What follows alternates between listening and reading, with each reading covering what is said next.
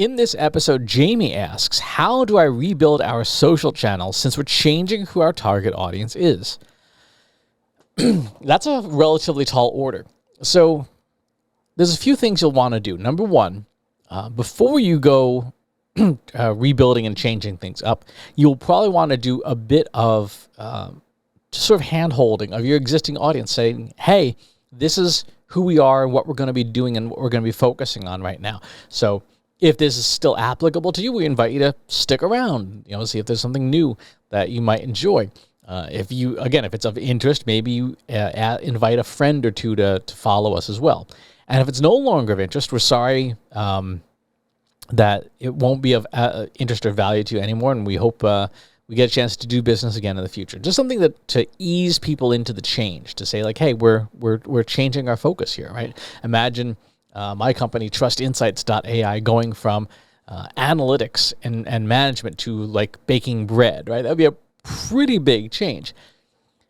But it would be foolish of us to just burn everything down and say, okay, let's just start over and assume that nobody in our audience that likes data and analytics also likes bread, right? That's not a good assumption. So you want to do that introduction. Then you go through the planning process, right? You go through the planning process to figure out what your new channels are going to be about. So what's your goals? What are you trying to achieve? Is it still brand awareness? Is it still lead generation? Whatever it is that your existing goals were, your new channels should have those goals documented. You should be thinking about who is your audience? Who do you want to be following you and engaging with you and paying attention to you? This is something you want to spend some time on, right? Who is the new audience that you need to attract? And what percentage of your existing audience would fit in your new audience? Because in those initial early days when you're trying to grow your following, trying to grow your fans, you need to have a very clear idea of who that is, who those ideals are, and obviously if you're in a more complex sale environment, who the other decision makers are that you would want to engage with. Then after you've got sort of the people sorted out, you need to figure out your content, right? What content you're going to provide and how quickly you're going to make that change.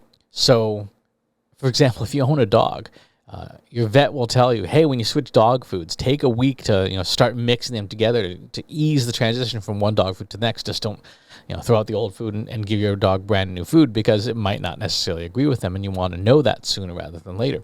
The same thing is true with social media content, right? If you're going from podcasting to NFTs, right, you might want to tease the new content, start to slowly introduce it, make it a mix. That way you can tell, yeah, our audience is going to come with us, or no, our audience isn't, right? If the feedback you're getting is like, no, I want to have nothing to do with NFTs, they're a scam or whatever. You might say, yeah, you know what? We're going to run into some substantial headwinds, and maybe even changing our channel might not be the right move. I would hope that would be something you'd prove with market research first, but, cart before the horse and all that.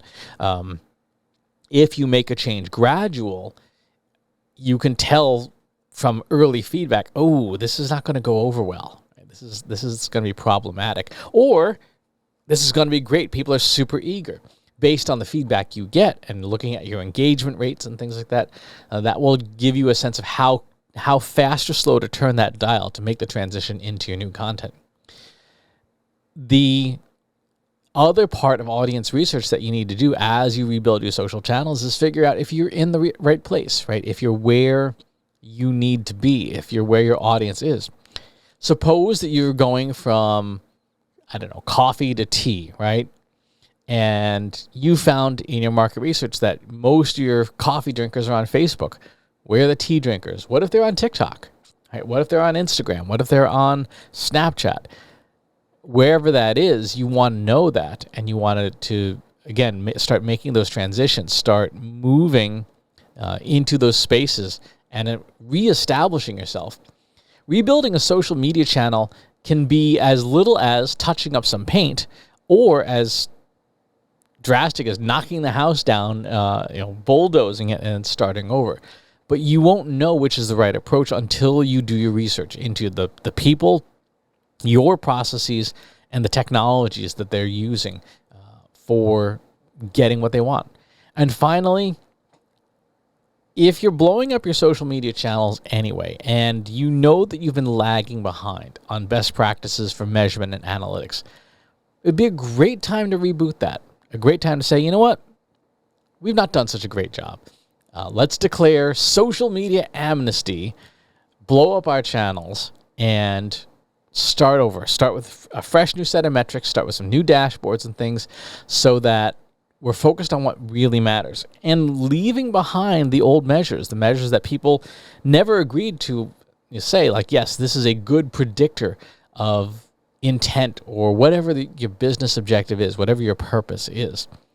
Those would be my suggestions, my 5 steps for rebuilding your social media channels. It's not something you want to do lightly. It's not something that you want to do casually. You want to plan it out and have multiple points along the way where you can bail out and say, you know what? Okay, we heard you loud and clear. We're not going to do that.